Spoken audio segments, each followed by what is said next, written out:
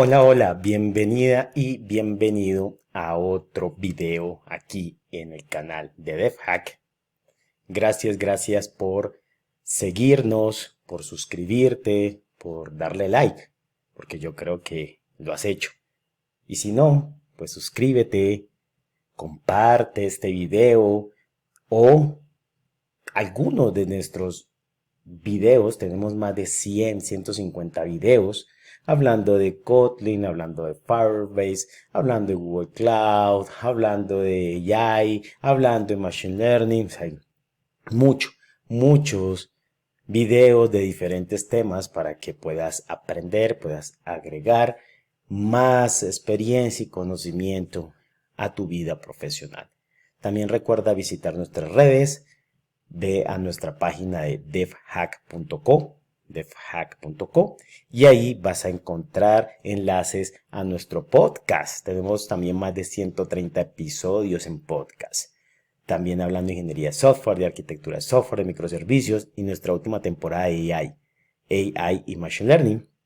También puedes ir a nuestro blog, también escribimos algunas cosas ahí, así que dirígete a nuestra página devhack.co y ahí vas a encontrar todo consolidado. Vamos a hablar en esta serie de videos, vamos a hablar sobre los embeddings. Sí, un tema muy de moda, muy importante en la parte AI de Machine Learning, pero muy importante en la parte del procesamiento del lenguaje natural. Va a tener más o menos unas 4 series, unos 4 videos. Esta serie se va a componer de más o menos esos 4 videos, hablando de embeddings, mostrando ejemplos de cómo generar embeddings, cómo encontrar similitudes de textos, cómo hacer clustering, cómo hacer clasificación y cómo hacer un question and answers con embeddings y usando un LLM. Y también vamos a dar un bonus.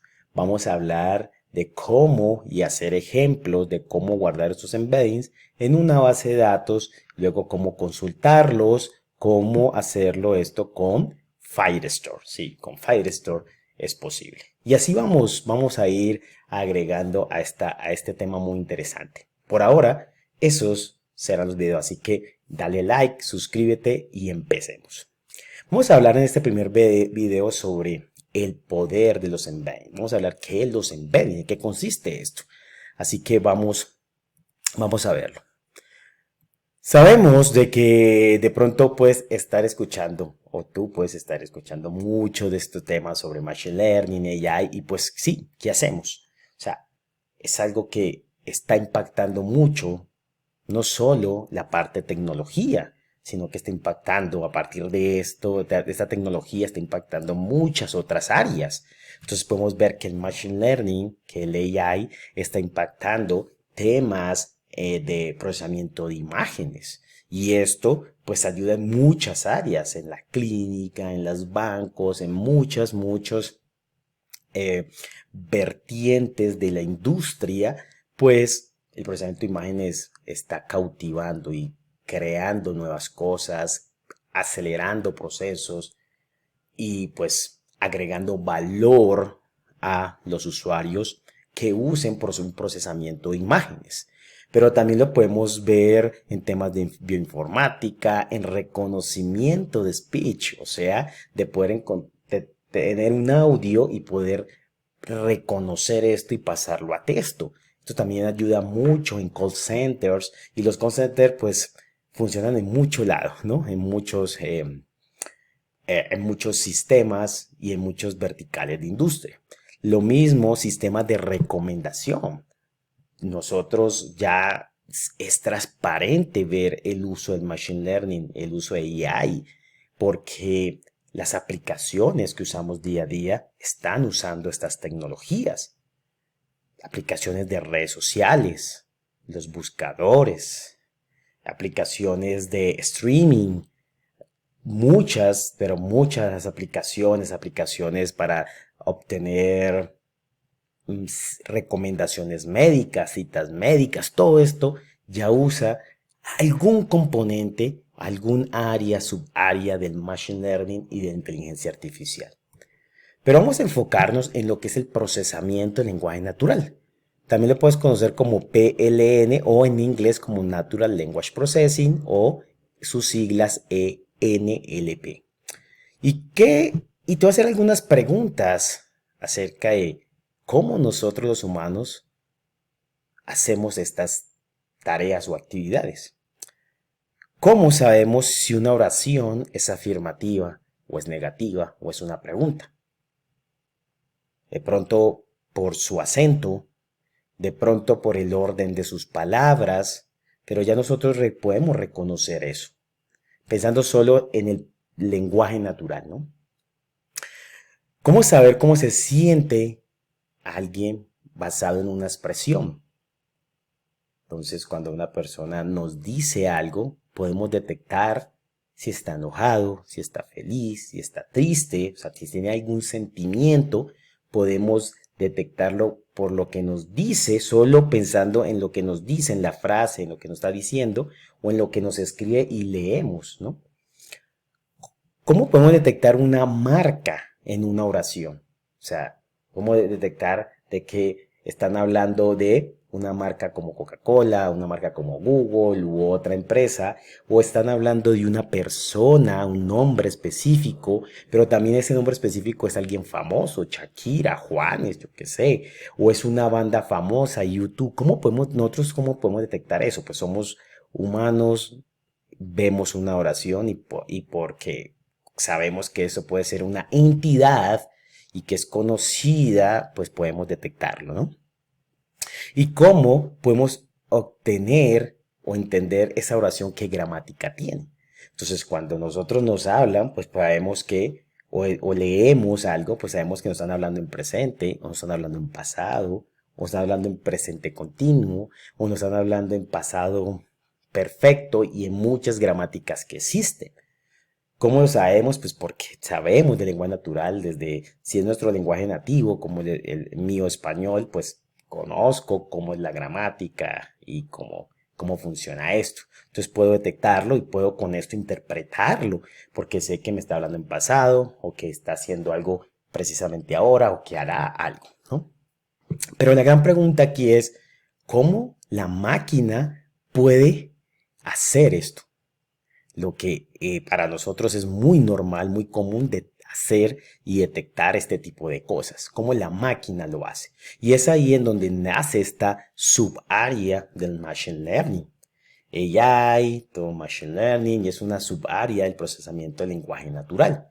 Y este procesamiento del lenguaje natural no es algo nuevo, es algo de años, 30, 40, hasta 50 años, en donde los científicos de computación, los ingenieros de software, los ingenieros de sistemas y todo hasta ahora los ingenieros de software, pues están en constante investigación, en cómo mejorar esta área, en cómo optimizarla, en cómo hacer cosas que todavía siguen siendo un estado de arte, o sea, siguen siendo retos. Esto es la gramática, sigue siendo todavía a veces un reto, o sea, no es fácil, porque a veces oraciones en donde tienen diferentes gramáticas o pues oraciones que son complejas, porque hablamos a veces complejo y pues es difícil que la máquina detecte algunas cosas. Entonces todo esto no ha sido un trabajo hace pocos, sino de hace años y de la industria y de la academia y que sigue en constante investigación.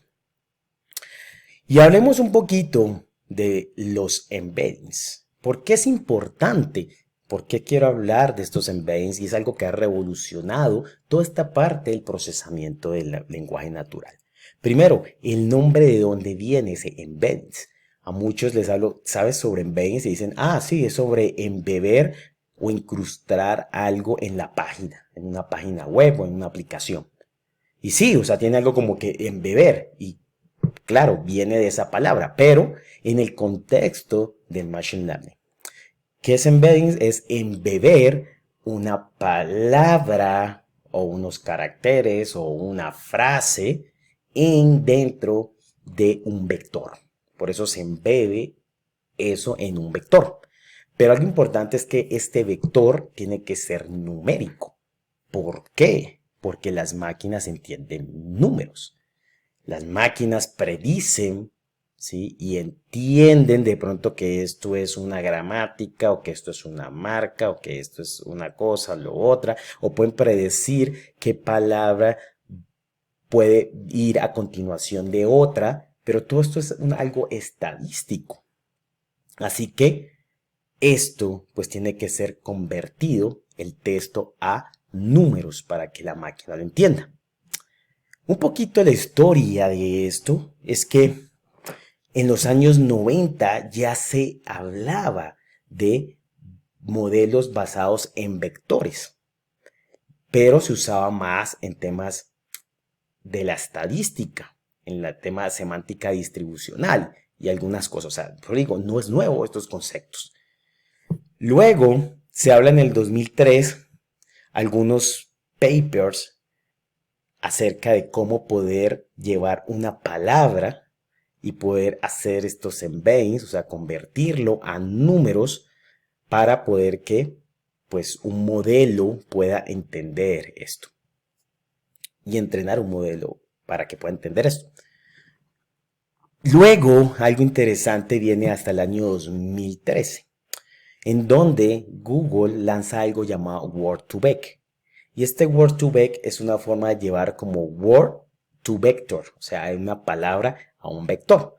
Y lo que hacen, si ya quieres investigar más, aquí hay algunas referencias, te lo puedo dejar en los comentarios.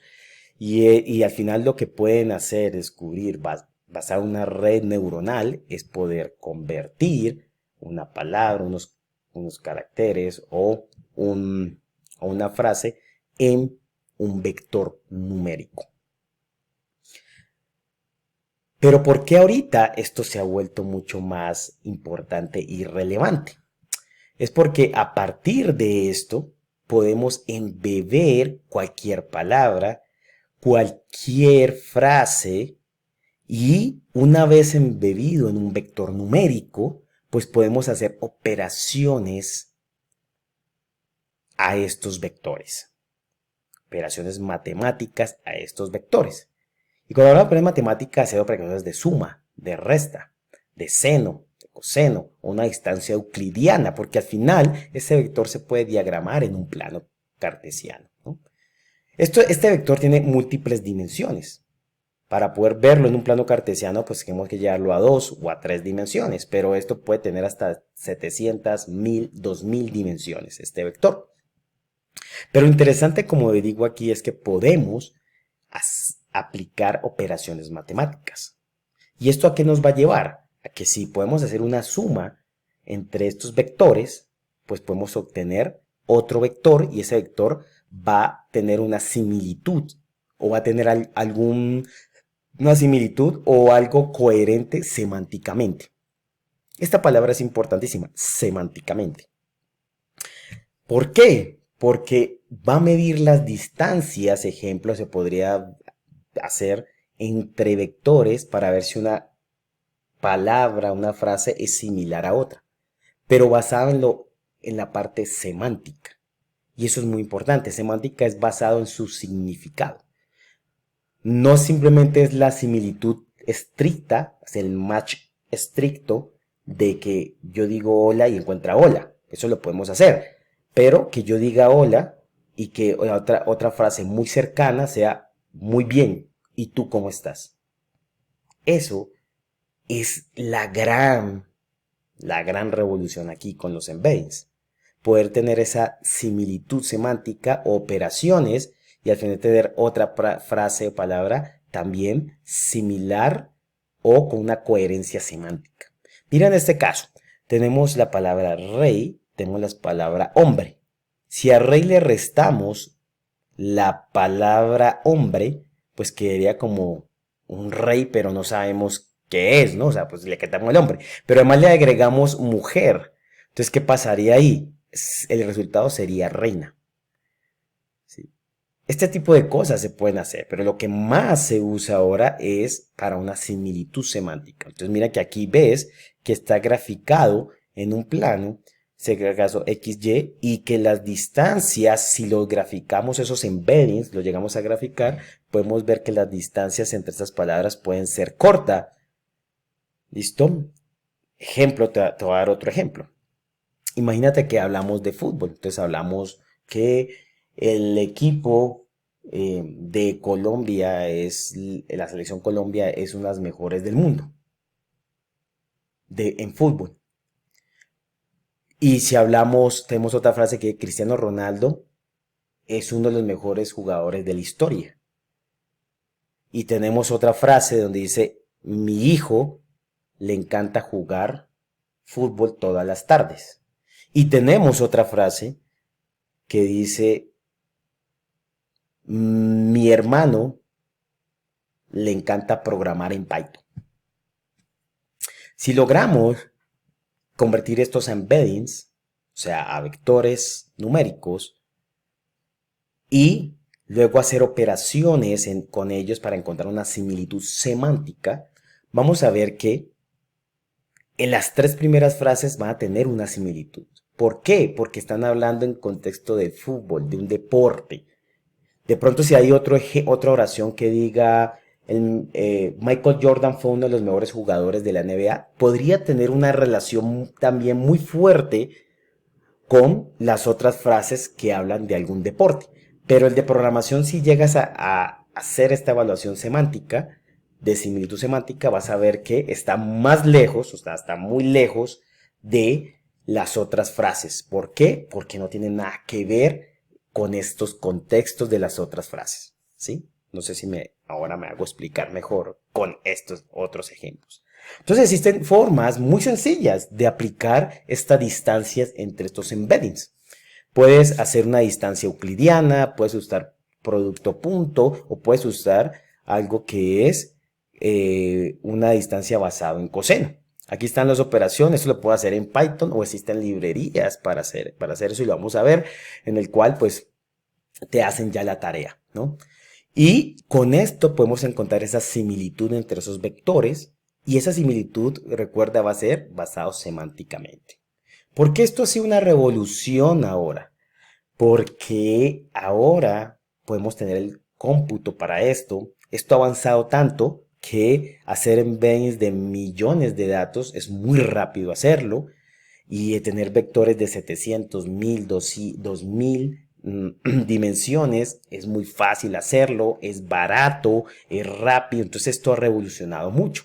Y además con otras tecnologías como Transformers, esto se puede aplicar a usar en los LLMs. Los LLMs son estos modelos grandes de lenguaje, como es Gemini o como es ChatGPT, o sea, que atrás usan un LLM. Estos LLMs usan embeddings atrás. Y estos embeddings lo que permite es que cuando nos responde un LLM, que le pedimos un poema, una canción o algo, lo que él está haciendo es generando un token, que un token puede ser es un conjunto de caracteres, que podría ser 3 caracteres o una palabra, una frase, diferentes tokens, y a partir de eso va generando el próximo token basado en que todo está convertido en embeddings y entonces puede como decir de este embedding cuál es el próximo más similar semánticamente y cuál es el próximo y cuál es el próximo y cuál es el próximo y así hace algo coherente. ¿Listo? Así es como funciona. Si quieres saber más, te voy a dejar algunos artículos, pero es como funciona a grandes rasgos estos LLMs gracias a los embeddings. Y algo también interesante es que ahorita podemos tener embeddings no solo para texto. Estoy hablando de texto porque eso fue como empezó, pero ahora lo podemos hacer embeddings para imágenes, para videos, para audios. O sea, ahorita podemos hacerlo para múltiples formatos, no solo texto. Y esto también es interesante porque ya ahora los modelos, al final es un modelo de Machine Learning, que es un modelo de Deep Learning, una red neuronal que convierte esto a los embeddings, pues pueden hacer estas operaciones entre estos embeddings. O sea, puedo convertir una imagen en un embedding y un texto y pueden encontrar similitudes semánticas entre una imagen y un texto. ¿Cómo así, Juan? Ejemplo. De nuevo, tengo una frase que dice, mi hijo le encanta jugar fútbol. y tengo una imagen que está Messi, Cristiano Ronaldo jugando. Cuando yo convierto esto en Baynes y convierto esto en Baynes, puedo ver que al aplicar una similitud semántica, puedo ver que los dos pueden estar muy cerca, porque estoy hablando de fútbol y hay una imagen de eso. Pero si tengo una imagen de un perro, voy a hacer una similitud, aplico en Baynes aplico similitud semántica y vamos a ver que está muy lejos esa distancia entre esos dos vectores, porque no hay algo que los una semánticamente, no hay algo coherente, porque es un animal y este está hablando de fútbol. Entonces a eso hemos llegado y es algo muy, muy potente. Esto es una forma de obtener ese múltiples librerías para poder obtenerlos en Baynes. Mira que al final vamos a obtener estos números. Voy a en el próximo video a hacer un ejemplo de esto, pero para terminar este primer video es qué podemos hacer con los Baynes. No solo es esa similitud, eso es una de las tareas, pero también podemos hacer más cosas y te voy a enseñar en los diferentes videos. Podemos hacer búsqueda semántica, que es lo que he hablado, pero podemos hacer clustering. Podemos tomar todos estos embeddings y poder encontrar grupos, asociaciones en ello. Vamos a hacer un ejemplo de eso. Podemos dar recomendaciones y a partir de recomendaciones también podemos clasificar también. Y algo importante, también se puede hacer una detección de anomalía. O sea, podemos hacer un clustering, eso te lo voy a aplicar en otro video, y dentro del clustering todos los que estén muy fuera de un centroide de ese clustering, de un grupo, pues pueden ser que sean anómalos, o sea que no compartan con este grupo. ¿Y eso para qué te va a servir? Rápido, un ejemplo, para una detección de fraudes. Imagínate que tú recibes una cadena, sabes que esta cadena, convertirla en Baynes, estos datos, puede ser la IP, puede ser, no sé, múltiples datos cuando alguien accede a consultar una cuenta bancaria, los conviertes en Baynes, tienes ya muchos embeddings de esto y vas a encontrar que hay una similitud entre ellos. Pero si llega un embedding muy extraño porque su IP es diferente, porque su cabecera HTTP es diferente, no sé, al convertirlo en Baynes va a estar por fuera de este clúster o un poquito, sí, un poquito afuera del centroide de este clúster. Y eso puede ayudarte a detectar que esto es raro, que esto es extraño porque no es similar a los demás. Entonces, ese tipo de cosas es posible aplicarlo con los embeddings gracias a que puede detectar estas anomalías. Vamos a hacer videos para mostrar algunos de estos casos. Así que te espero en el próximo video para que empecemos a usar los embeddings, a generarlos, a hacer clustering, a hacer recomendaciones, a usarlos con LLM. Así que te espero en el próximo video y recuerda compartir este video, recuerda suscribirte y te veo en el próximo.